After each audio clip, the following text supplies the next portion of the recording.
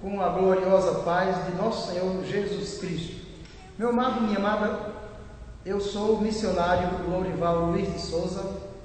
Eu sou atualmente membro da Assembleia de Deus na Paraíba e quero neste momento que você possa prestar bem atenção ao testemunho que estou contando, que vou contar para você a respeito da minha vida, a respeito daquilo que Jesus fez na minha vida.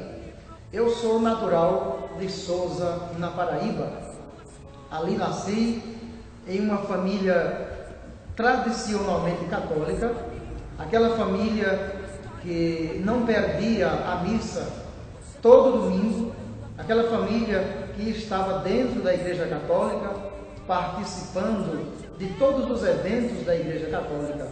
Ali eu nasci, naquele clima bem católico, onde meus pais analfabetos tiveram 10 filhos, mas souberam educar esses 10 filhos na Igreja Católica, com primeira comunhão, na crisma, no catecismo. Meus pais nos educaram assim na Igreja Católica. Então, meus amados, eu quando cresci, tomei a firme decisão de ser padre.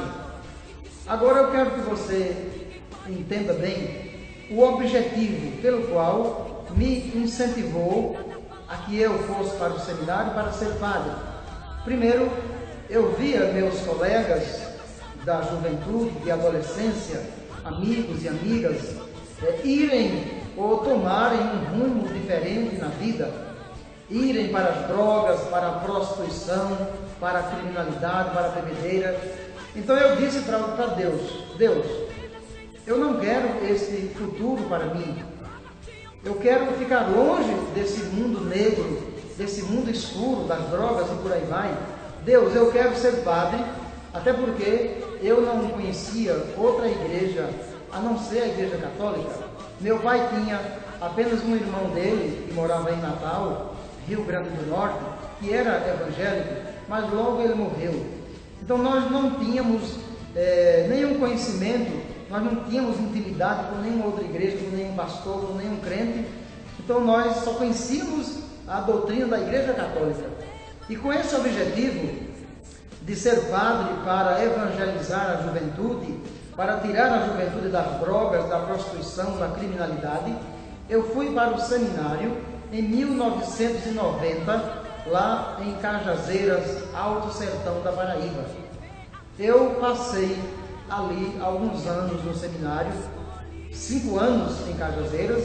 Lá eu fiz 2 anos de científico e fiz 3 anos de filosofia.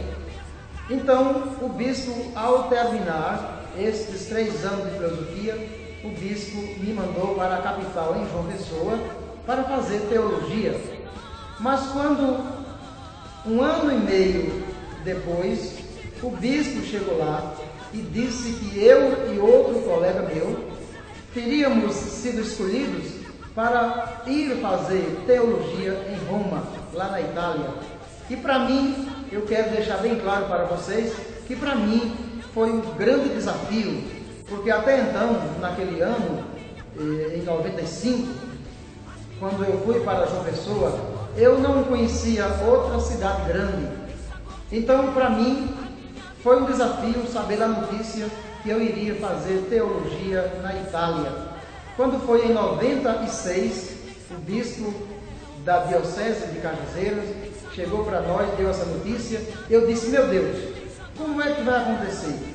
Eu não sei falar nem mesmo o português correto, quanto mais aprender uma língua diferente. Mas eu senti Deus dizendo para mim que eu aquietasse o coração, porque Ele estaria cuidando de nós ali e cuidaria de nós também em qualquer outro lugar onde estivéssemos. Então eu e meu colega fomos em junho de 96 para a Itália e deveríamos fazer ali 3 anos de teologia. Quando chegamos lá na Itália, eu me deparei com mais 2 desafios. Primeiro, no Brasil, eu estudava no seminário com a média 6, ou seja, para passar por média, teríamos que tirar 6. Chegando na Itália, o reitor lá do seminário disse para nós que a média era 8. Em seguida, ele disse também que nós deveríamos aprender a língua italiana, deveríamos aprender a falar italiano em apenas um mês de aula, para poder ir para a faculdade aprender teologia. De modo que nós tivemos um professor de italiano em apenas um mês. E em um mês, Deus nos deu o dom de aprender aquele italiano bem popular, bem rasteiro, para poder nos comunicar com os professores, com os colegas, estudar, fazer provas e fazer trabalhos. Então, em um mês, aprendemos qualquer coisa do italiano e serviu para nossos 3 anos lá na Itália, de 96 a 99. Lá na Itália, eu tive uma grande alegria, das muitas alegrias que eu tive, lá pertinho ali do Papa João Paulo II na época. Nós morávamos lá em Castelo de Guido, pertinho do Vaticano. Eu recebi a notícia no dia 25 de dezembro de 97, recebi a notícia de que eu iria ser acólito, ou seja, acólito é aquele seminarista que ajuda ao padre no altar. Hoje, praticamente, as igrejas usam a expressão coroinha para dizer aquela pessoa, adolescente ou criança ou jovem, que ajuda o padre no altar. Mas lá em Roma chama-se acólito.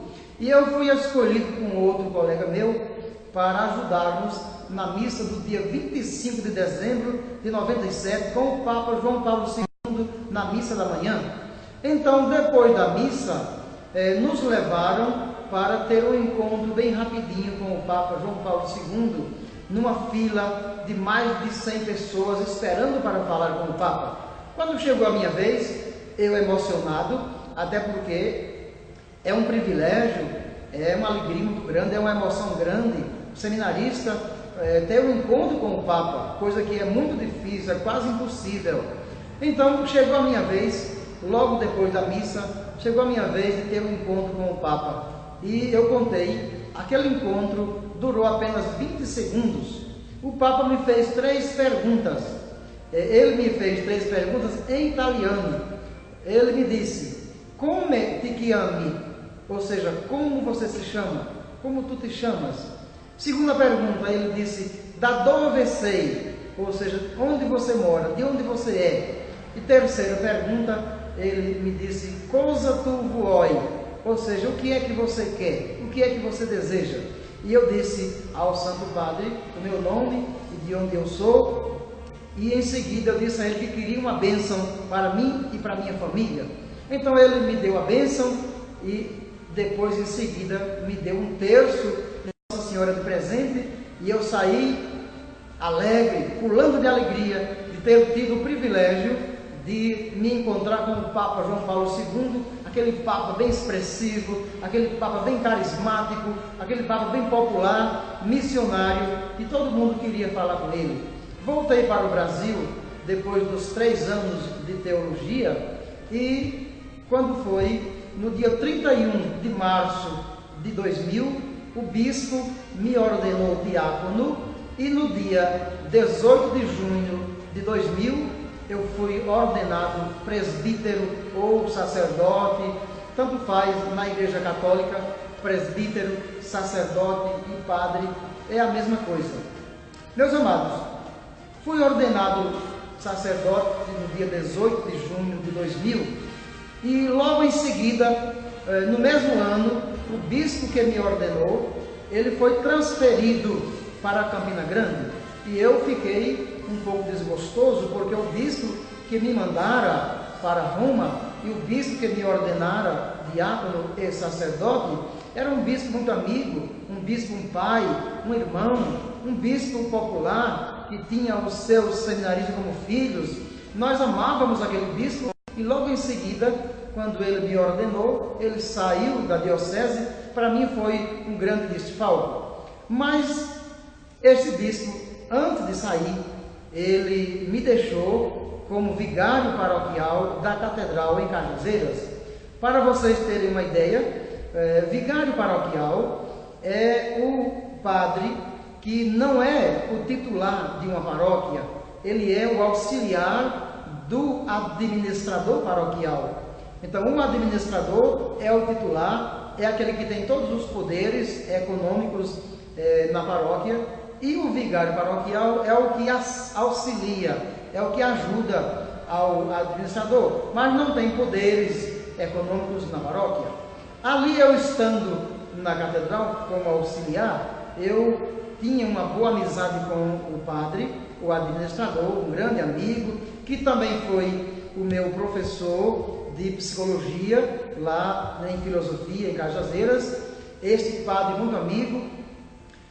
Mas certa vez, eu quero dizer a vocês que certa vez, quando eu tive a minha primeira oportunidade de celebrar ali algumas missas sozinho, sem o padre administrador, eu fui decepcionado, porque algumas pessoas, depois da missa, ou depois de algumas missas que eu celebrei sozinho, alguns católicos, algumas católicas, vieram a mim para dizer que não estavam felizes, que não estavam gostando daquele jeito que eu estava celebrando a missa. Por exemplo, disseram a mim assim: o nosso padre, nosso administrador, ele é rigorosamente pontual. Ele começa a missa 7 horas em ponto e termina 8 horas em ponto. Ele não passa nem um minuto.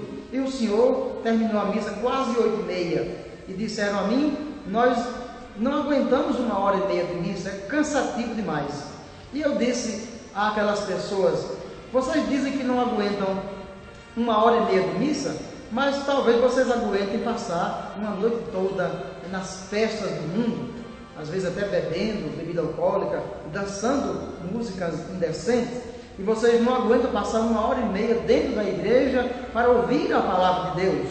Segunda coisa que disseram a mim foi que o nosso padre, ele não costuma dizer nenhum texto da Bíblia no sermão, ou seja, ele não traz a Bíblia para ficar lendo a Bíblia no sermão da missa. Simplesmente ele traz o jornal e ali faz 15 minutos de sermão da missa em cima daqueles textos que já vêm prontinhos no jornal o domingo.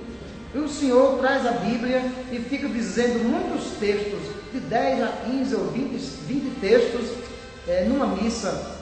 Isso não dá, padre. A gente fica cansado de ouvir tantos textos da Bíblia e a gente fica confuso. Então, meus amados, nesta época, eu disse ao bispo que já não era mais o que me ordenou, o bispo já era outro que tinha chegado. Eu disse a ele, também era um bispo muito bom, um pai, um amigo, um irmão. Eu disse a ele que não estava feliz ali onde eu estava e queria sair dali. Então o bispo, muito prudente, muito amigo, ele me colocou em 2 paróquias, em 2 cidades também da Paraíba. E ali naquelas minhas 2 primeiras cidades, onde eu já era administrador paroquial, eu tive alguns desafios.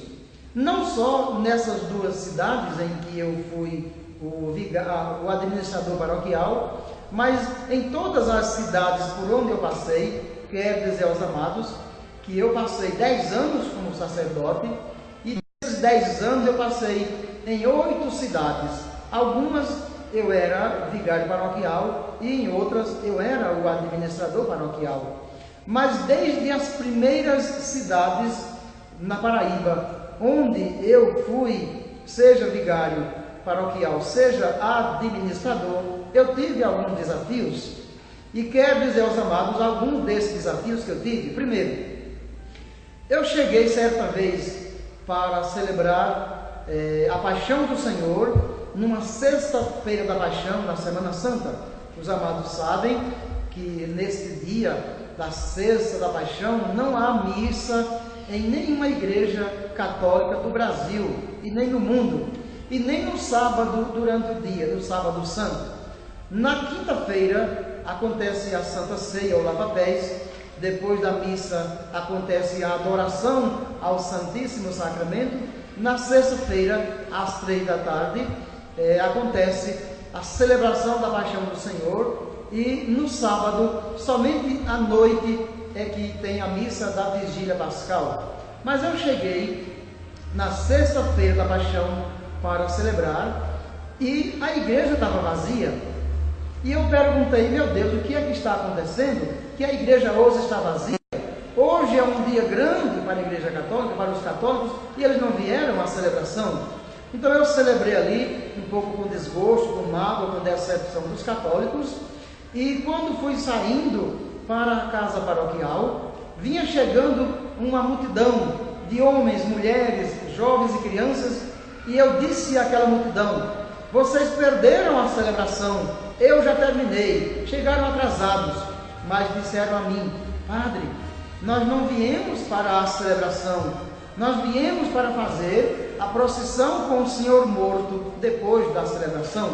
E eu disse àquele povo, os meus católicos: vocês não vão fazer procissão com o Senhor morto, nem hoje e nem nunca mais, porque vocês perderam a celebração, que é a coisa mais importante. Então disseram a mim assim: padre, então o senhor vai ter que explicar para nós por que está proibindo de fazer uma procissão com o Senhor morto, se é tradição da igreja. Eu disse àquele povo: vocês venham para a missa domingo, que eu vou explicar para vocês por que eu estou proibindo. Então eu, na casa paroquial, eu preparei uma folha de ofício com aquilo que eu queria dizer aos católicos na missa do domingo.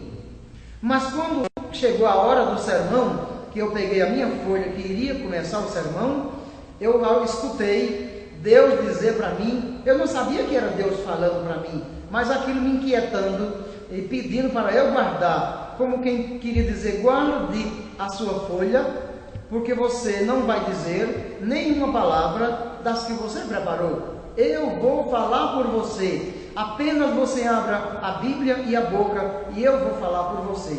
Meus amados, então eu me deparei subitamente com o texto de Lucas, capítulo 24, versos de 5 a 6, ali onde diz: o anjo diz às mulheres que foram ao túmulo para ver o corpo de Jesus, ele diz na Bíblia Católica, ele diz: por que vocês estão procurando entre os mortos aquele que está vivo?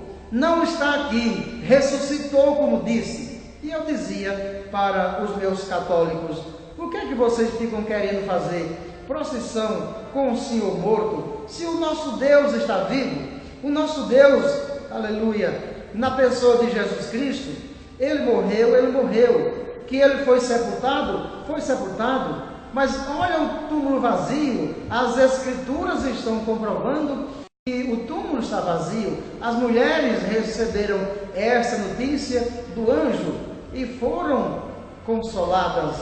E eu dizia: então não adianta fazer procissão com o Senhor morto, representando a morte ou o enterro de Jesus, se ele está vivo. Deus me deu o segundo texto naquela noite, ou naquele dia, para eu pregar para os católicos. Hebreus, capítulo 9, verso 13 e 14, onde diz, nas entrelinhas, que naquele tempo do Antigo Testamento, era o sangue de touros e bezerros que, aspergidos sobre o povo, purificava e santificava o povo dos seus pecados. Mas agora é o sangue de Jesus que nos lava a consciência das obras mortas para servirmos a um Deus vivo. Com esses dois textos, naquela ocasião, eu tentei evangelizar o povo da minha igreja, daquelas minhas duas igrejas primeiras, para que nós não fizéssemos mais procissão com o Senhor morto, porque o nosso Deus estava vivo. Mas naquela ocasião, eu não estava pregando contra as imagens de escultura. Naquela ocasião, eu não estava direcionando a minha pregação contra as imagens de Nossa Senhora ou dos santos de um modo geral. Eu só estava dando uma resposta ao povo, porque o povo perdeu a celebração, que era a coisa mais importante naquela ocasião. Então, meus amados, foi interessante que a maioria daquele povo, dos católicos daquele tempo, que me ouviram pregando naquela noite, naquela paróquia, não quiseram saber desse sermão e ficaram com raiva de mim. Por quê? Disseram: o senhor está proibindo de fazer uma coisa que é tradição da Igreja Católica no mundo inteiro. O senhor não pode proibir. E eu pensei comigo mesmo, logo após a missa, na casa paroquial: meu Deus, por que foi que eu preguei isto? Por que foi que eu direcionei este sermão proibindo os meus católicos de fazer a procissão com o Senhor morto, se é tradição da igreja? Mas eu não tive nenhuma resposta da parte de Deus.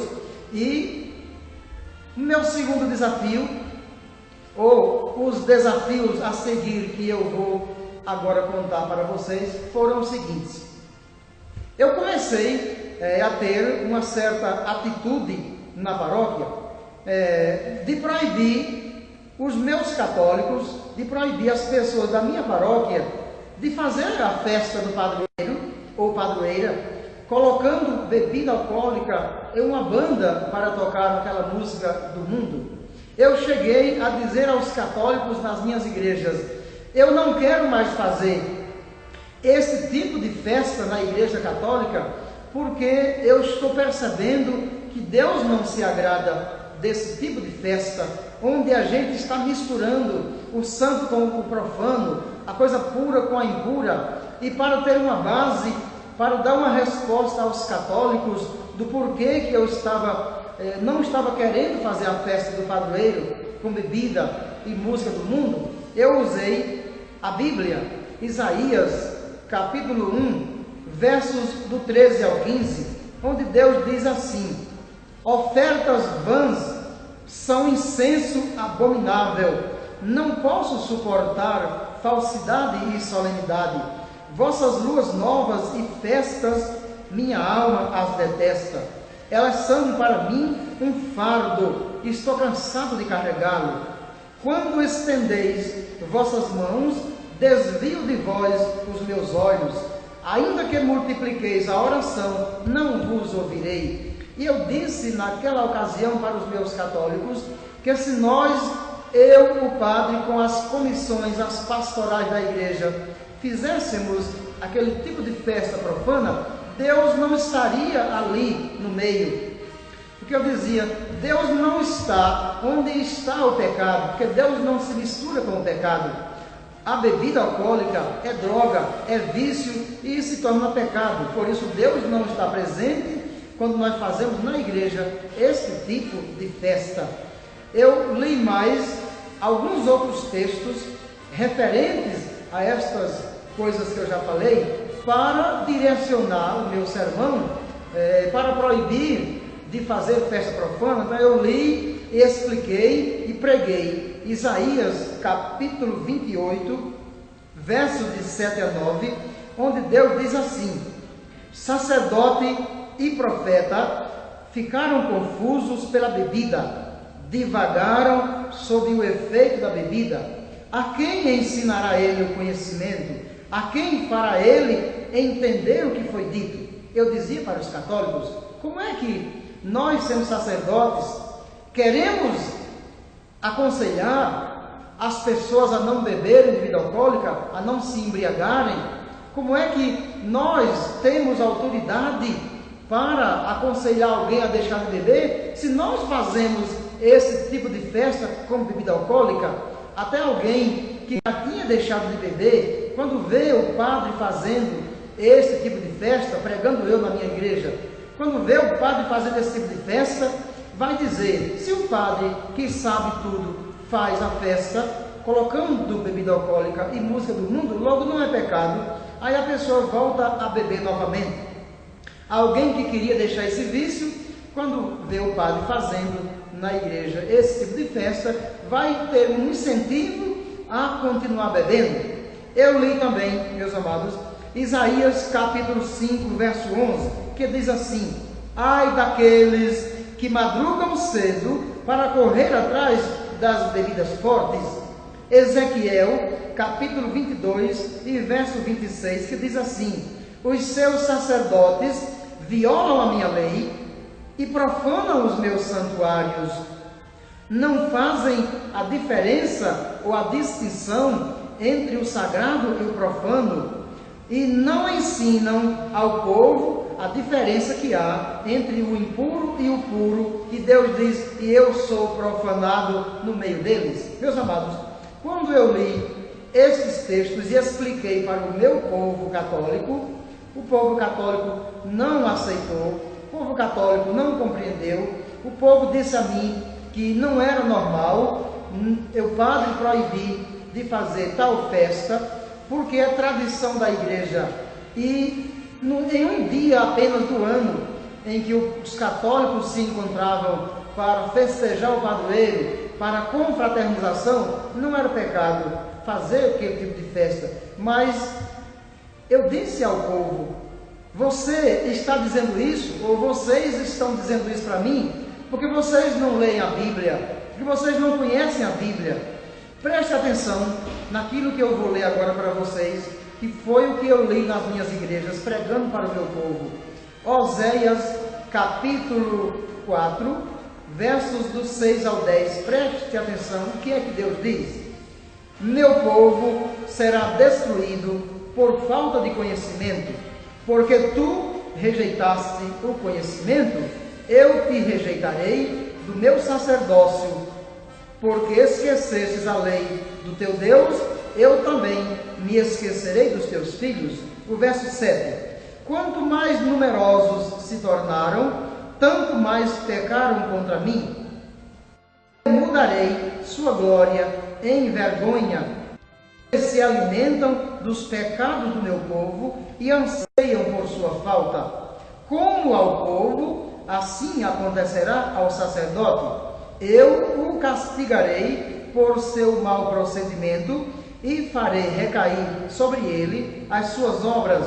Comerão, mas não se fartarão.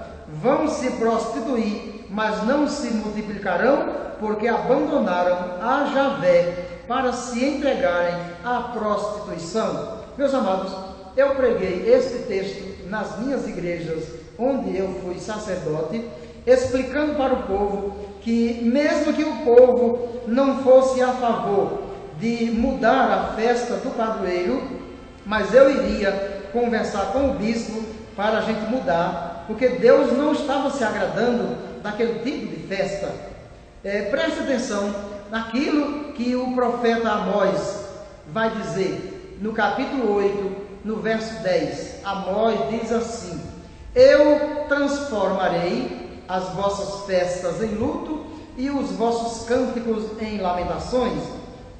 Preste atenção no que no que Jesus disse na Bíblia, em Mateus capítulo 21, verso 13, e em João capítulo 2, versos 16 e 17.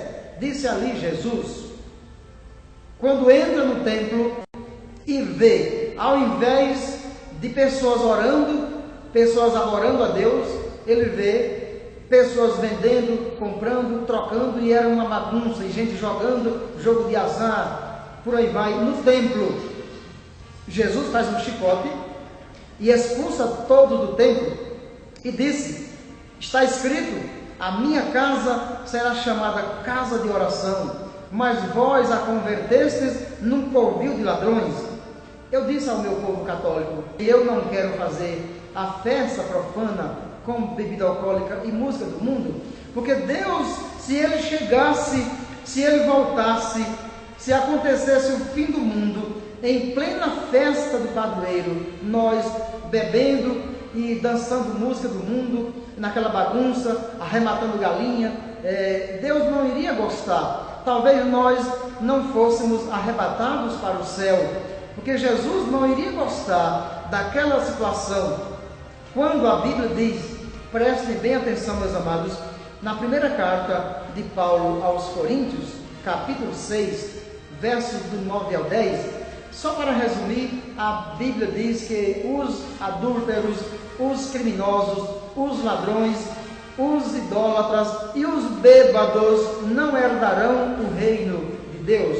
A mesma coisa está escrito também na carta de Paulo aos Gálatas, capítulo 5, versos do 19 ao 21. A mesma coisa está escrito a respeito da bebida alcoólica. Então eu dizia, se Deus está dizendo na palavra, e a palavra de Deus, ela é imutável, ela é verdadeira. Se Ele diz na palavra que os bêbados não herdarão o reino de Deus, então se eu que sou padre, estou favorecendo, estou promovendo a embriaguez às pessoas, então eu sou o primeiro a não ir para o céu, porque fui eu o culpado de alguém se embriagar. Meus amados, mas eu não tive ali, com aquela pregação a respeito das bebidas alcoólicas, eu não tive respaldo, eu não tive a aceitação da maioria. Eu perguntava na paróquia, em uma missa onde tinha 300 ou 400 pessoas participando, eu perguntava, quem é a favor de que eu tire as festas profanas da nossa igreja? Levante a mão. E eu via apenas meia dúzia ou 10 pessoas no máximo a meu favor, a maioria contra mim, porque diziam assim, padre, se o senhor não fizer a festa, o leilão do padroeiro, com bebida alcoólica e música do mundo, o povo não vem e não vai dar dinheiro para a igreja. E eu dizia, eu prefiro 10 pessoas santas que aceitem o evangelho, eu prefiro R$1.000 de lucro do que 1 milhão de pessoas que vêm só para beber, ou R$1 milhão, dinheiro amaldiçoado com a venda de bebida alcoólica. Eu não tive respaldo, não tive aceitação e não tive como acabar a festa profana das minhas igrejas onde eu fui padre. Mas preste bem atenção que depois desse tema, as festas profanas da igreja, eu fui inquietado por Deus a discutir, a pregar nas missas um outro tema que deixou o povo confuso. Eu já falei no início que comecei a proibir as procissões com a imagem do Senhor morto e o povo não aceitou. Eu tentei proibir uma outra procissão com a imagem de Padre Cícero lá do Juazeiro do Norte, que é tradição em algumas cidades da Paraíba, ali vizinha ao Ceará. É também tradição de fazer, de celebrar Padre Cícero do Juazeiro do Norte. E eu cheguei a pregar nas minhas igrejas, dizendo que se nós continuássemos a fazer procissões com as imagens dos padroeiros, as imagens de escultura de Nossa Senhora ou de qualquer santo, de Frei Damião, Padre Cícero, ou de qualquer pessoa que fosse considerado um mártir ou um defensor da fé, canonizado ou não pela Igreja Católica, nós não iríamos para o céu. Porque a Bíblia diz bem claro, em algum texto que eu já citei, primeira carta de Paulo aos Coríntios, capítulo 6, verso do 9 ao 10, diz que o idólatra não vai para o céu. Apocalipse, capítulo 21, verso 8, diz a mesma coisa. Então eu comecei a fazer uma pregação para os meus católicos a respeito das imagens de escultura, e eu disse, meus amados católicos, eu estou lendo na Bíblia Católica alguma coisa que está me inquietando, alguns temas que eu estou lendo na Bíblia Católica que eu nunca vi ninguém pregando. Para mim é uma surpresa. Então eu comecei, meus amados, desde Gênesis capítulo 31, verso 19 seguintes, onde a primeira vez que fala a palavra ídolos na Bíblia. Por exemplo, o episódio foi o seguinte: Jacó, quando sai da casa de seu sogro Labão, Jacó leva suas esposas e seus filhos, e Raquel rouba de seu pai Labão pequenas estatuetas dos ídolos dele, dos deuses dele, e vai embora. Labão sente falta desses ídolos, dessas pequenas estatuetas, e vai atrás de Jacó para trazer seus ídolos de volta. E reclama com Jacó, dizendo, além de você roubar minhas filhas e meus netos, rouba também os meus deuses. Mas Jacó, não sabendo que Raquel tinha roubado as estátuas, Jacó disse, quem roubou as estátuas de Labão vai morrer. Se eu encontrar de posse dessa pessoa essas estátuas, então a pessoa vai morrer. Então Raquel, com medo de morrer, colocou-as dentro de um saco, sentou em cima do camelo, em cima dessas estátuas, para o pai dela não encontrar, e ele, não encontrando, foi embora. Instalaram-se em Siquém, e um dia, no capítulo 35 de Gênesis, verso de 1 a 5, Deus apareceu a Jacó e disse que ele saísse dali e fosse para Betel, e ali construísse um altar para adorar a Deus, o Deus verdadeiro. Mas Jacó, na minha interpretação, eu não vou ler o texto porque é longo, Jacó deu uma passada na tenda da sua família e disse a todos: quem tem estátuas, quem tem esses ídolos, quem tem imagem de escultura, traga para cá tudo. Jacó pegou todas as imagens de escultura, todas as estatuetas e ídolos e enterrou. E dali em diante Jacó pegou sua família e foi para Betel. Quando Jacó sai com sua família de Siquém, Deus castigou todas as cidades circunvizinhas, mas a família de Jacó, o povo que Jacó guiava, foi ileso, saiu ileso, sem sofrer nenhum castigo, nenhum dano. E lá em Betel construíram um altar a Deus, adoraram a Deus, depois de se purificar da idolatria. E eu disse para os meus católicos: eu estou lendo na Bíblia que Deus quer que nós façamos a mesma coisa. Deus quer que nós nos purifiquemos, nos santifiquemos da idolatria, desses ídolos, das imagens que nós temos, porque está na Bíblia. Quero que você pegue a sua Bíblia. Se você ainda não pegou a sua Bíblia, você que está me ouvindo nesse meu testemunho, quero dizer a você que eu não estou direcionando este testemunho para afrontar a Igreja Católica, para falar mal de ninguém. Estou testemunhando aquilo que aconteceu na minha vida, que foram desafios, e aquilo que Jesus fez na minha vida. Ele me inquietou para eu pregar, e eu comecei a dizer: Êxodo capítulo 20, versos do 4 ao 6, e Deuteronômio capítulo 5, versos do 8 ao 9, onde Deus diz bem claro, nesta Bíblia católica que eu estou usando, que é a Bíblia de Jerusalém, onde nessa Bíblia, que é a mais usada pelos padres e bispos da Igreja Católica, porque é uma Bíblia que tem nota de rodapé, tem comentários, tem índices, tem paralelos. Diz essa Bíblia em Êxodo 20, de 4 ao 6, Deuteronômio 5, do 8 ao 9, Deus disse: não farás para ti imagem de escultura de nada que se assemelhe ao que está acima nos céus, embaixo da terra ou nas águas. E eu disse: meu Deus, o Senhor está proibindo de fazer imagens de escultura, mas a minha igreja, a igreja que eu amo, a igreja que eu sirvo, a igreja que eu sou padre nela, a minha igreja está cheia de imagens. E o que é que eu devo fazer? Deus disse: continue pregando,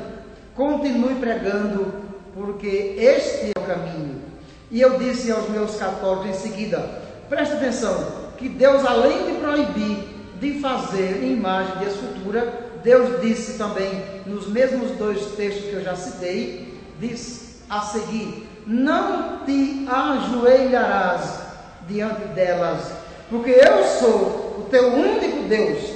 Meus amados, presta atenção, aquilo que eu vou dizer logo em seguida, que no capítulo 4 de Deuteronômio, versos de 15 a 18, Deus disse uma coisa interessante, para mostrar para nós que Ele não tem forma material, e não tendo forma material, que nós não devemos fazer imagem nem de homem, nem de mulher, e muito menos imagem de Deus. Presta atenção, o que é que Deus diz em Deuteronômio 4, de 15 a 18? Vocês não viram nenhuma forma, desde que falei no Horebe, no meio do fogo. Por isso, vocês não devem se perverter, fazendo imagem de escultura, figura nenhuma, nem de homem e nem de mulher, para resumir a história. E eu disse: meu Deus, o Senhor proíbe de fazer imagem do Senhor, que é Deus, Mas nas nossas igrejas tem imagem do Sagrado Coração de Jesus, tem imagem do Menino Deus, tem imagem do Pai das Misericórdias, tem imagem do Pai Eterno, tem imagem da Santíssima Trindade. E aí, meu Deus, quem é que está com a razão? É a Bíblia, que é a palavra do Senhor, ou a minha igreja na sua tradição? Deus continuou me inquietando e dizendo para mim, apenas comece, ou seja, apenas continue a pregar, e eu falarei por você. Meus amados, eu disse aos meus católicos, já que eu estou encontrando na Bíblia estes textos, palavra de Deus, contra as imagens de escultura, eu quero dizer para vocês que na Bíblia está escrito também, Deus mandando queimar e quebrar as imagens de escultura. Preste atenção, Deuteronômio capítulo 7, versos 5 e versos 25 e 26, onde eu vou resumir, dizendo que Deus disse, as imagens de escultura de seus deuses queimarás a fogo. Por quê? Disse Deus, elas são uma abominação ao Senhor teu Deus, de modo que não coloque na sua casa uma abominação, para você não ser anátema. Eu disse, meu Deus, quer dizer então que eu, como padre, sacerdote, eu estou sendo idólatra e levando o meu povo a ser um povo abominável, a ser um povo anátema, além de mim? O que é que eu devo fazer? Deus só dizia para mim, para eu continuar a pregar aquilo que Ele mandava. E eu li Deuteronômio capítulo 27, verso 15, onde Deus diz, maldito o homem que fizer imagem de escultura ou de fundição. E eu disse, o Senhor está dizendo maldito e não bendito, portanto, quem faz é maldito. Imagine quem se ajoelha diante dessas imagens, diante desses ídolos. Eu disse, meu Deus, me dê força, porque esse tipo de pregação que eu estou fazendo na Igreja Católica, esse tipo de pregação vai deixar o povo confuso, porque o meu povo católico, dizia eu, não tem Bíblia, ou seja, não traz a Bíblia para a igreja, não me acompanha nos textos que eu estou pregando, eu não vejo os católicos lendo Bíblia. O que é que vai ser de mim, Senhor? Vou deixar o povo confuso? Deus disse em Isaías capítulo 30, verso 22, que é a mesma coisa que ele diz em Ezequiel capítulo 20, versos do 7 ao 40. Ele diz ali diversas vezes que as imagens de escultura ou os ídolos são coisas imundas. Portanto, eu disse, eu não quero me tornar um imundo também. Se eu não quero me tornar imundo, eu quero que o meu povo também siga o mesmo caminho que eu vou seguir. Um povo sem idolatria, um povo santo, um povo puro, um povo que obedece à palavra de Deus. Eu vou continuar pregando, porque eu sei que Deus está comigo, eu não devo temer. Presta atenção, meus amados, aquilo que eu preguei também nas minhas igrejas a respeito das imagens. O Salmo 115, versos do 3 ao 8, que diz assim, que as imagens de escultura têm olhos, mas não veem, tem boca, mas não falam, tem nariz, mas não cheiram, tem ouvido, mas não ouvem, tem mãos, mas não apalpam, tem pés, mas não andam, e envergonhados ficarão os que fabricam e os que confiam nelas. E eu disse, meu Deus, até agora, até então, mesmo pregando contra as imagens de escultura, mas eu aprendi na minha família, eu aprendi dos meus antepassados, que é bom a gente ter uma imagem de devoção, seja de São Francisco, de Nossa Senhora de Fátima, de São José, de Santo Antônio, de Santa Luzia. Mas o Senhor agora está me dizendo na Bíblia que eu não devo confiar em nenhuma imagem. Preste atenção, meu amado. O que é que Deus diz? Isaías, capítulo 44, versos do 9 ao 11.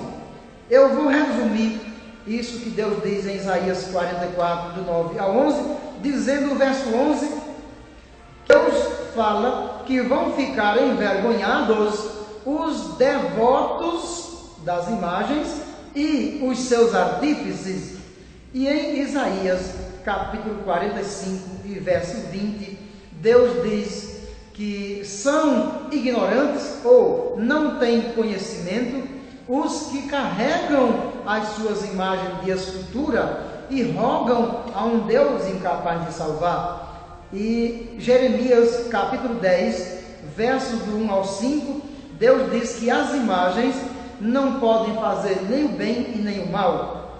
Eu entendi que Deus estava dizendo para mim, naquele momento, continuar pregando a respeito das imagens de escultura, porque é a coisa por excelência que irritava a Deus, era a coisa que fazia inflamar a ira de Deus contra o povo, era a idolatria. Então eu preguei dizendo Isaías capítulo 40, verso 18, Isaías 46, versos do 4 ao 7, e Atos dos Apóstolos, capítulo 17, verso 29, onde ali, resumidamente, está dizendo, Deus diz, até a vossa velhice eu serei o mesmo.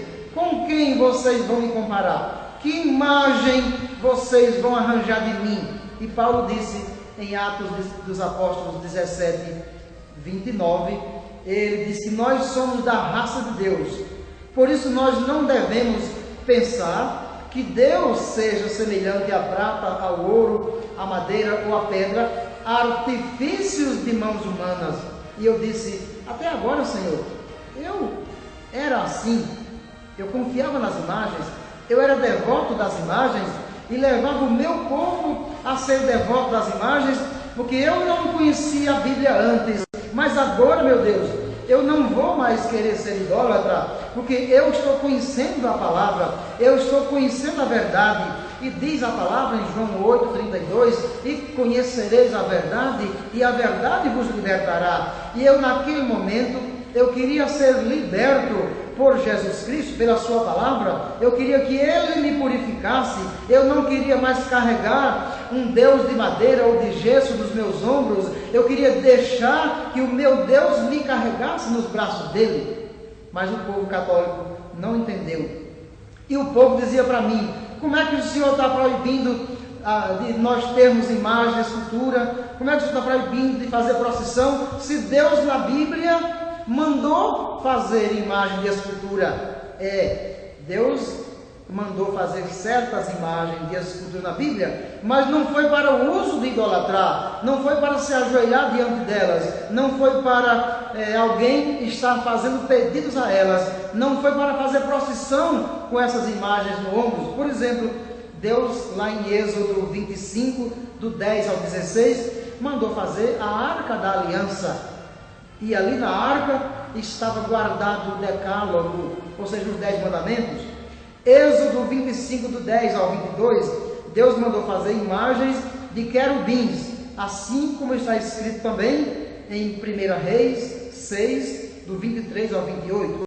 Mandou fazer imagem de querubins para colocar na tampa da Arca da Aliança, para proteger a Arca da Aliança e Deus se assentar ali sobre os querubins.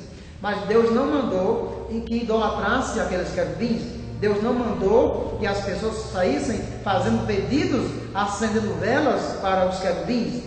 Lá em Números capítulo 21, versos do 4 ao 9, Deus mandou fazer a serpente de bronze, porque o povo estava murmurando contra Deus, dizendo que era melhor ter morrido no Egito, porque nesse lugar estamos morrendo de fome e de sede. Deus aí castigou o povo com cobras venenosas, e o povo se arrependeu e clamou a Deus pela intercessão de Moisés. Então Deus disse a Moisés, faça uma serpente de bronze e coloque em uma haste. Todo aquele que for picado de serpente venenosa olhará para a serpente de bronze e ficará curado. Mas não era a serpente que curava. E o povo também, naquele tempo ali, não estava usando a serpente como uma imagem de escultura para fazer procissão, como um Deus. Era um sinal que Deus deu para Deus curar o povo. Ou seja, o povo olhando para a serpente de bronze se lembrava que tinha murmurado contra Deus, mas tinha se arrependido e Deus curava. que Deus perdoa. Preste atenção, qual foi o final dessa serpente de bronze?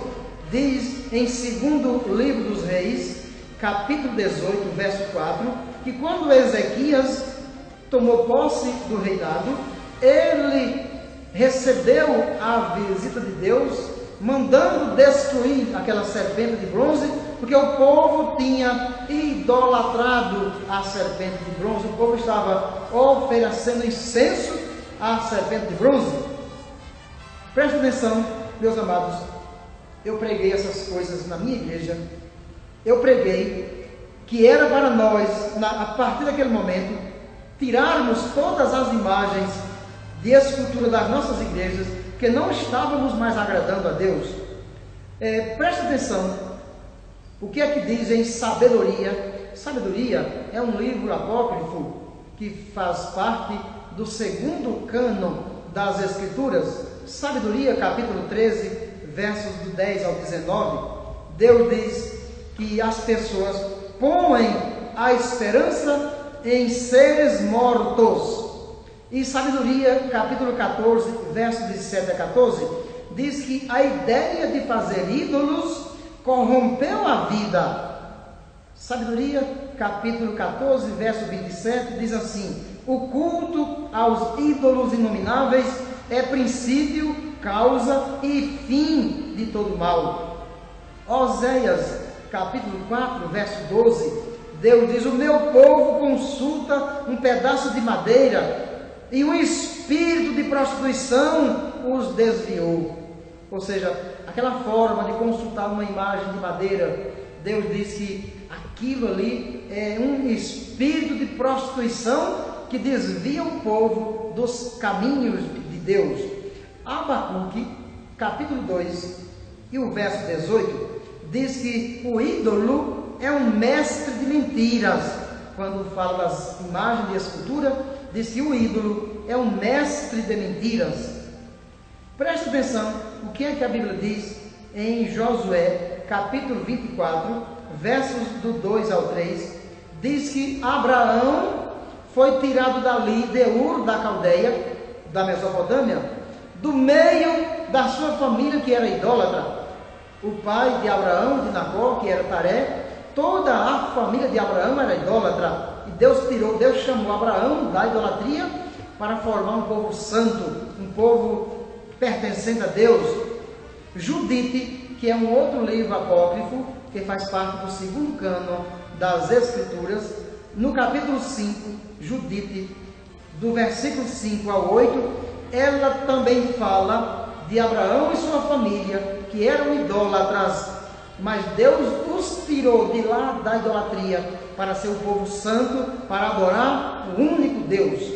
Romanos, capítulo 1, versos do 18 ao 32, que eu não vou ler porque é comprido, Deus está dizendo ali pela boca de Paulo, apóstolo, algo a respeito da idolatria.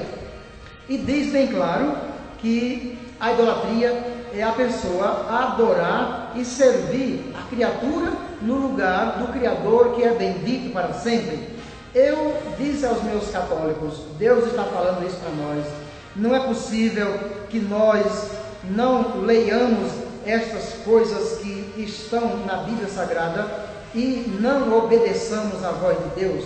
Eu disse para os católicos, a partir do conhecimento da Bíblia Sagrada, nós vamos deixar a idolatria, nós vamos deixar de fazer procissão com imagem de escultura, porque diz bem claro no Catecismo da Igreja Católica, no número 2113, diz assim: a idolatria não diz respeito somente aos falsos cultos do paganismo, como os deuses dos cananeus, dos filisteus, dos sidônios, dos efésios, dos egípcios, de modo geral. A idolatria consiste em divinizar o que não é Deus, é venerar e honrar a criatura em lugar de Deus, quer se trate de deuses ou dos antepassados.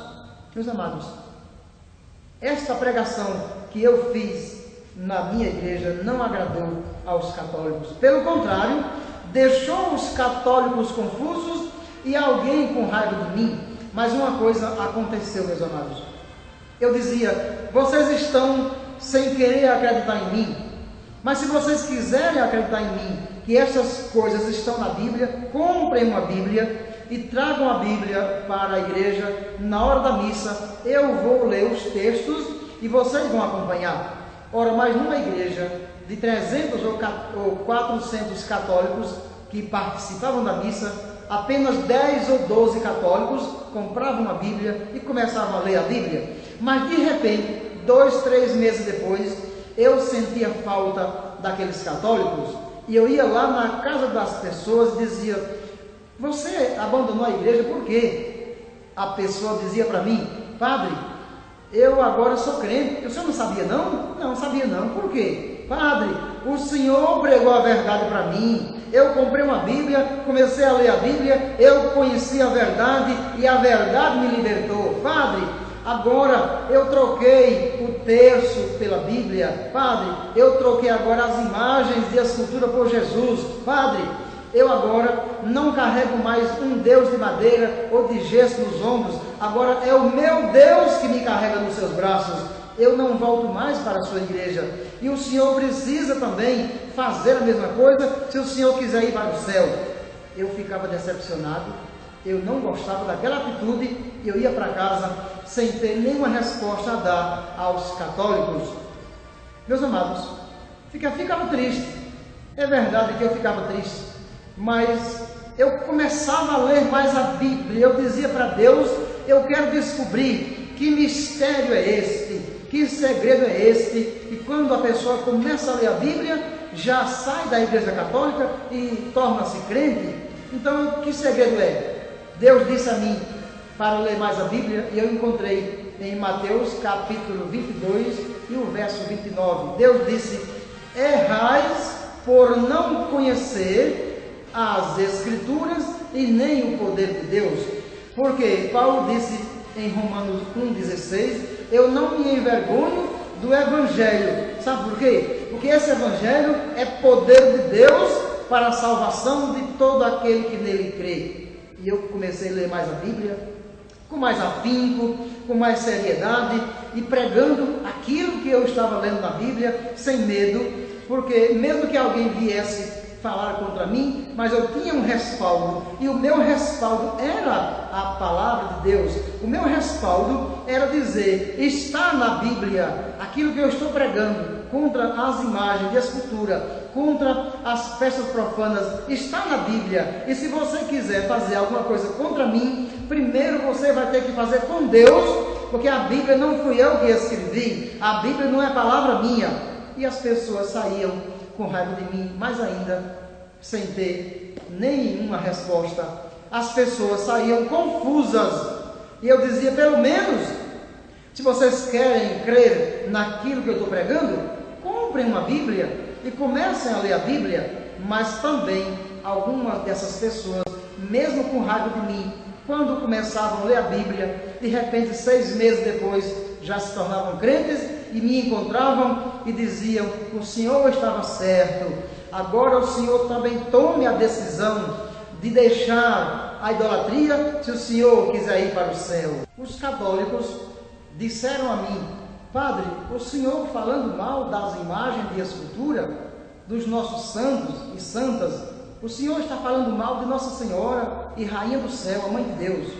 Eu disse, olha, para vocês, quem é Maria e quem são os santos? Disseram a mim, eles são nossos intercessores. Maria é intercessora, é nossa advogada, nossa protetora, nossa medianeira. E eu disse, por que vocês não estão lendo a Bíblia? Porque a Bíblia diz, 1 Timóteo, capítulo 2, verso 5, diz que não há outro mediador entre Deus e os homens, a não ser Jesus Cristo. Ele é o único mediador entre Deus e os homens. Romanos 8,34 diz que Jesus é o intercessor entre nós e Deus. E diz em 1ª carta de João, capítulo 2, versos de 1 a 2, que Jesus é o advogado. Assim como em Hebreus, capítulo 7, versos 25 e 26, Hebreus capítulo 8, verso 6, Hebreus capítulo 9, verso 15, Hebreus capítulo 12, verso 24, dizem que Jesus é o mediador, é o intercessor e o advogado. Não diz que é Maria, não diz que é nenhum outro santo nem santa, é só Jesus por excelência. E Jesus diz em João 14, verso 6, disse: eu sou o caminho, a verdade e a vida. Ninguém vem ao Pai senão por mim. Jesus disse em João 14, versos do 13 ao 14, e João 16, 23, ele disse: tudo o que pedirdes ao Pai, em meu nome eu farei. Ele não disse em nome de Maria, em nome de Pedro, de Sebastião, de Expedito, de José, de Antônio, em nome de nenhuma outra pessoa, em nome dele. E ele disse em João 16, 24, até agora vocês não pediram nada em meu nome. Meus amados, mas tem uma coisa que eu quero dizer a vocês também, é que nós, ora, eu quando era católico, eu já não falava mal de Maria, e agora principalmente, conhecendo as Escrituras, eu não falo mal de Maria, e crente nenhum fala mal de Maria. Sabe por quê? A Bíblia diz em Lucas 1, 28, que ela é agraciada, ela é cheia de graça. Maria foi escolhida para ser a mãe do Salvador. Então ninguém pode falar mal daquela que foi a mãe do Salvador. Diz em Lucas 1, 42, Isabel diz para Maria: tu és bendita entre todas as mulheres. Lucas 1, 48 diz: todas as gerações me chamarão bem-aventurada, porque o Todo-Poderoso fez grandes coisas a meu favor. Ora, todos esses atributos que a Bíblia diz a respeito de Maria, dão a entender que nós a respeitamos, ou devemos respeitá-la, que nós respeitamos o nome de Maria, porque ninguém melhor do que ela disse sim. Mas uma coisa que Maria disse na Bíblia é o seguinte, Lucas 1, 38, Maria não disse ali que era a Senhora ou a Rainha do céu. Pelo contrário, Maria disse: eu sou a serva do Senhor, faça-se em mim a tua vontade. Maria não disse que era a Senhora nem Rainha do céu. Meus amados, preste atenção naquilo que eu vou dizer. Tem um mandamento de Maria na Bíblia que nós devemos obedecer. João 2, de 1 a 11, as bodas de Caná da Galileia, Maria vai a Jesus e pede que ele faça alguma coisa pelo povo da festa, pelos donos da festa, para não passar vergonha. Maria, naquele esquema de ir a Jesus e pedir, ela estava intercedendo pelos donos da festa. Mas olhe, preste atenção o que foi que ela disse.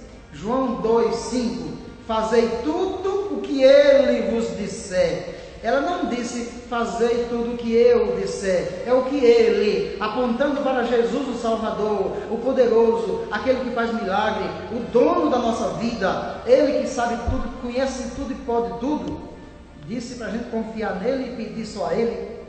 Meu Deus, que coisa maravilhosa.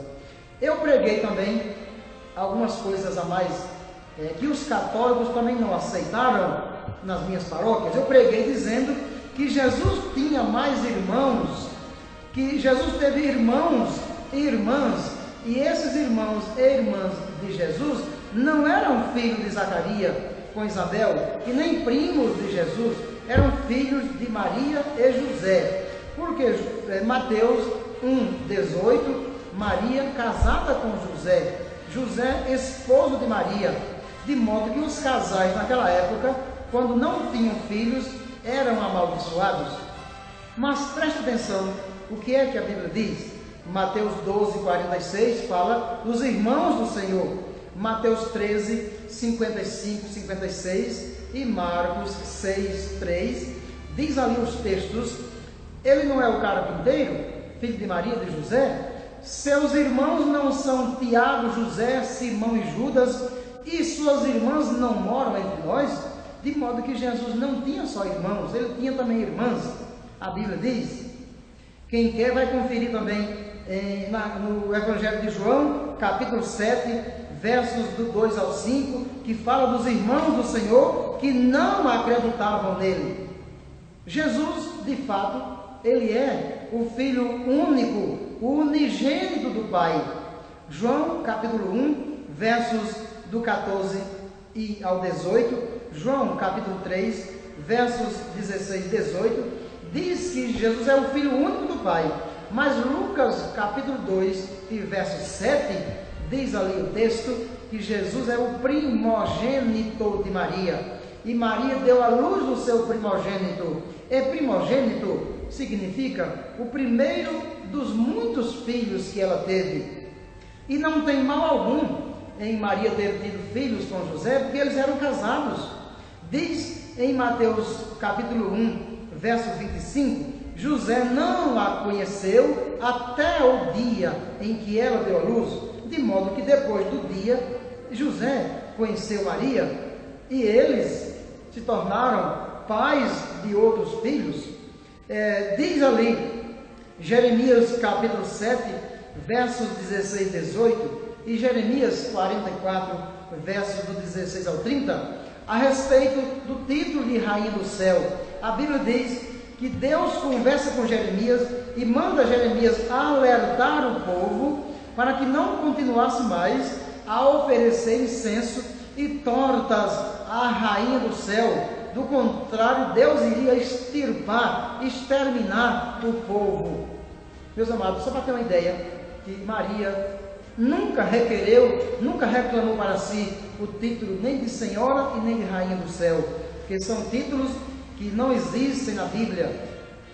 Eu preguei quando o povo vinha para mim e dizia: o Senhor está desprezando os nossos santos e santas que intercedem por nós, porque eles morreram na amizade com Deus, mas se tornaram santos para estarem junto de Deus no céu e interceder por nós. E eu disse, está na Bíblia, João capítulo 3, verso 13, Jesus disse: ninguém subiu ao céu a não ser aquele que desceu, o Filho do Homem. Na Bíblia está dizendo, em Eclesiastes capítulo 9, versos 5, 6 e 10, nós os vivos ao menos sabemos que vamos morrer, mas os que já morreram nada sabem, não têm conhecimento e nem ciência de nada, e não participam mais de nada do que existe debaixo do sol. Jó, no capítulo 7, versos 9 e 10, ele diz: como a nuvem que passa, quem já morreu não volta. Isaías 26, 14 diz: os mortos não reviverão, tu destruíste toda a tua memória. Jó 14, do 10 ao 21, diz que quem morreu não volta e não percebe nada. Segundo livro de Samuel, capítulo 12, versos 22 e 23, Davi, quando estava com o filho dele morto, alguém disse para ele: você, quando a criança estava doente, você fazia jejum e orações, ficava triste, e agora você come, bebe, se alegra. Davi disse: a criança já morreu. Enquanto ela estava viva, eu estava orando para Deus torná-la para mim. Mas agora que ela morreu, não tem mais nada a fazer. Eu é que irei a ele, mas ele não voltará mais a mim. Meus amados, presta atenção. Aquilo que eu preguei, dizendo aos meus católicos: olha, não tem nenhuma explicação, não tem nenhuma satisfação, não tem resposta para nós darmos pelo que nós fazemos. Ou seja, nós conhecemos a Bíblia, nós conhecemos o que Deus proíbe na Bíblia, mas nós não obedecemos a Deus. Por exemplo, outro tema que nós não obedecemos a Deus é a respeito do casamento. Deus, Gênesis capítulo 1, versos do 26 ao 28, Deus diz que fez o homem à sua imagem e à sua semelhança, abençoou o homem e a mulher e disse: sede fecundos, enchei a terra e multiplicai. Deus disse para Adão e Eva para serem pais de homens e mulheres, para encher a terra. Gênesis 2, 18 ao 24, Deus disse: não é bom que o homem esteja só, vou fazer-lhe uma auxiliar. Quero dizer a você que Deus ainda quer que o padre, o sacerdote ou o bispo, que são homens, Deus quer que eles também tenham a sua companheira, porque está dizendo lá na primeira carta de Paulo a Timóteo, capítulo 3, versos do 1 ao 13, e está dizendo que quem aspira ao episcopado, boa coisa deseja. Por isso, o episcopo, que é o bispo da Igreja Católica, está dizendo na Bíblia que deve ser casado com uma única mulher e ter qualidades. Para resumir, se você quiser ler, leia na primeira carta de Paulo a Timóteo, capítulo 3, versos do 1 ao 13. Tem que ter aquelas qualidades, tem que ser irrepreensível, não pode ser violento, nem briguento, nem dar água ao vinho. Tem que saber governar bem a sua própria casa e seus filhos, porque quem não souber governar a sua própria casa não vai saber cuidar da igreja de Deus. Então, a mesma coisa que diz do bispo, diz do diácono.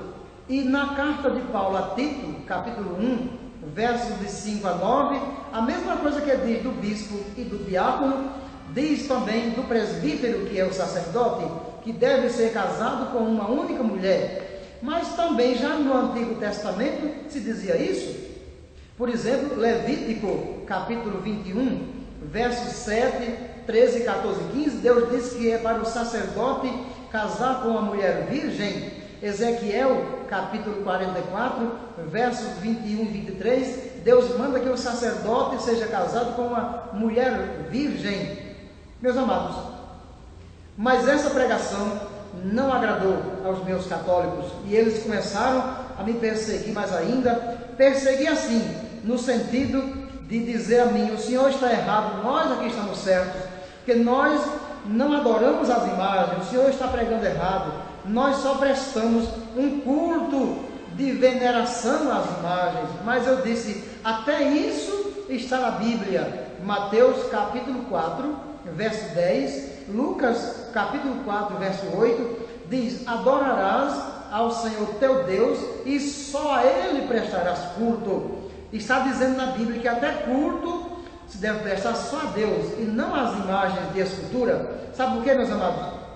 Diz a Bíblia em Sabedoria, capítulo 14, verso 18, e capítulo 19 de Atos dos Apóstolos, versos do 23 ao 27, que a ambição do artista foi que promoveu o culto aos ídolos.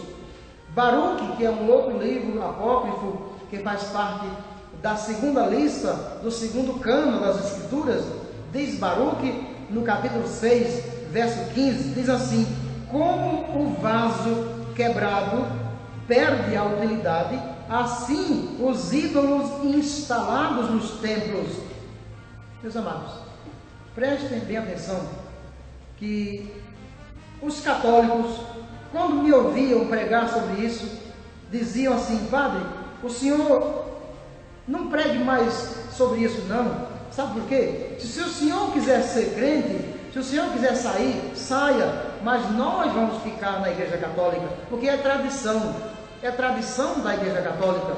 E eu disse, verdadeiramente, é tradição da Igreja Católica, não é mandamento de Deus, porque Deus diz lá em Isaías, capítulo 29, verso 13, Jesus fez uma releitura desse versículo, dizendo lá em Mateus, capítulo 15, verso do 3 ao 7, e Marcos, capítulo 7, verso do 7 ao 13. Ele disse: esse povo me honra com os lábios, mas o coração está longe de mim, porque o que ensinam são doutrinas humanas.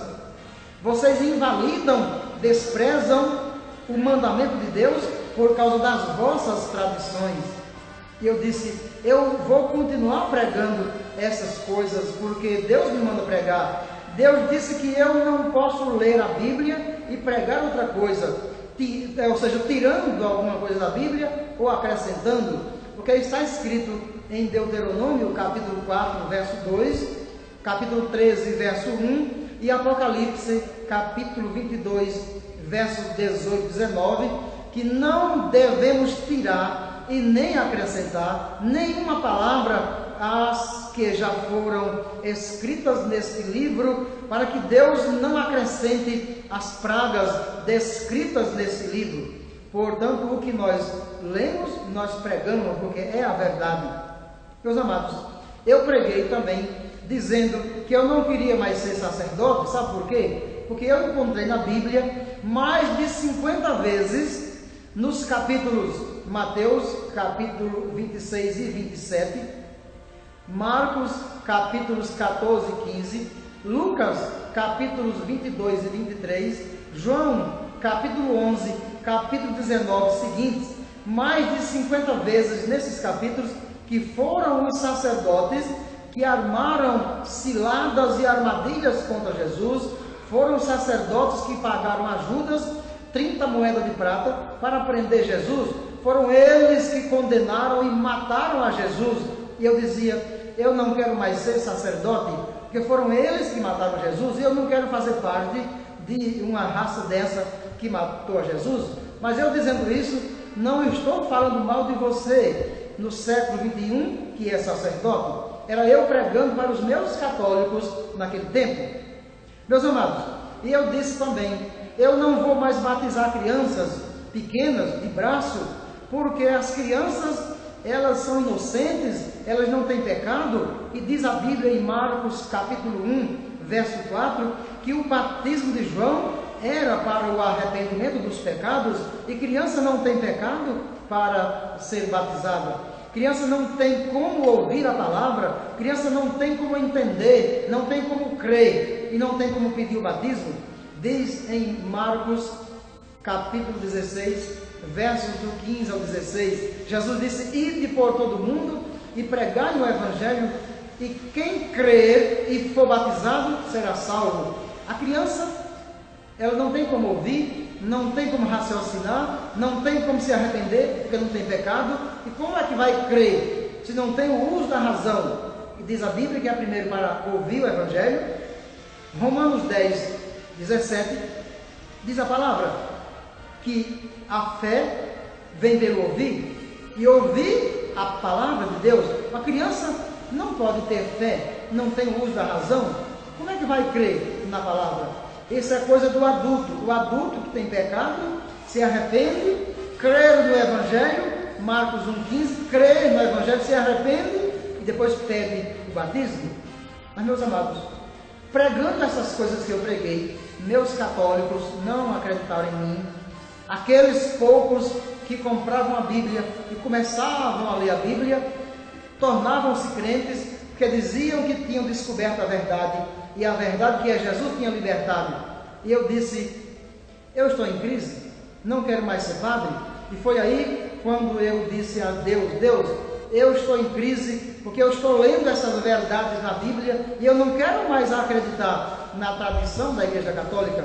Eu quero ser crente, eu quero fazer parte de uma igreja que leia a Bíblia e pregue a Bíblia do jeito que ela está. Então eu decidi, no dia 29 de abril de 2009, eu decidi, depois ouvindo um programa de rádio do pastor lá da minha cidade de Souza, ouvindo um programa de rádio, A Bíblia no Ar, pastor Alexandre Duarte da Costa, um programa onde o Evangelho verdadeiro era pregado, um programa em que o pastor, pregando, não atacava ninguém, não condenava ninguém. E eu disse, eu quero conhecer esse pastor, eu quero conhecer essa igreja que prega o Evangelho dessa maneira e vive.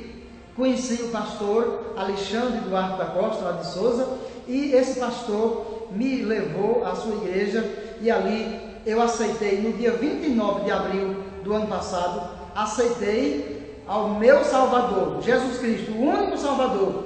Não há outro nome, Atos 4,12, dado aos homens debaixo do céu, pelo qual devamos ser salvos, só em Jesus Cristo. Eu decidi, naquele momento, largar a idolatria, largar a batina, deixar de carregar uma imagem de escultura nos ombros, chamada de Deus ou de santo, para deixar Deus me carregar nos braços dele. Aí o pastor Alexandre me aceitou como membro da sua igreja, me levou para a capital, João Pessoa, e ali eu fiquei sob os cuidados do pastor presidente José Carlos de Lima, que me aceitou lá na igreja como membro como um filho seu espiritual, ali cuidou de mim durante muitos meses, e eu me sentia tão bem, como hoje me sinto tão bem na Assembleia de Deus, uma Assembleia de Deus que tem pastores que pregam a verdade, que tem pastores que não medem esforços para evangelizar, tem pastores que se doam a sua vida por inteiro para levar o Evangelho de Jesus Cristo. E eu disse, eu quero fazer parte dessa igreja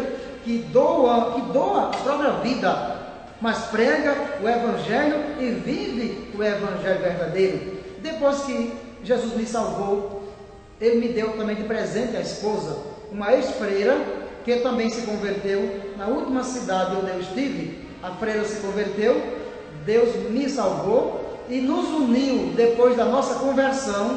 Nós não tínhamos caso nenhum, eu nem muito menos tinha pego na mão dessa freira antes. Deus me deu de presente como esposa essa freira e hoje somos casados.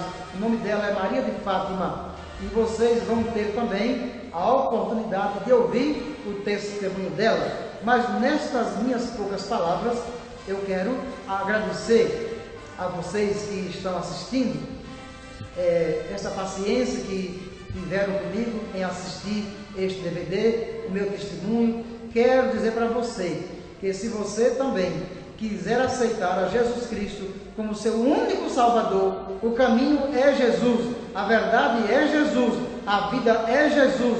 Sem Jesus não chegaremos ao céu. Eu quero agradecer também ao meu pastor presidente lá da Paraíba, José Carlos de Lima, e ao meu pastor lá de Souza, Alexandre Duarte, e toda aquela igreja ali presente. Quero agradecer ao pastor presidente aqui dessa cidade de Apucarana, pastor Daniel Ascioli, ao pastor Marcos, ao pastor Nelinho, esta oportunidade que estão me dando de estar testemunhando o que Jesus fez na minha vida. Que Deus abençoe esses pastores, Deus abençoe a você, meu amado, minha amada, católico ou católica, ou de qualquer religião, de qualquer igreja. Deus lhe abençoe, Deus possa lhe salvar, Deus possa levar essa palavra e você aceitar. Aceite a Jesus como teu Salvador e você não vai se arrepender. Deus abençoe a todos e a todas, em nome de Jesus.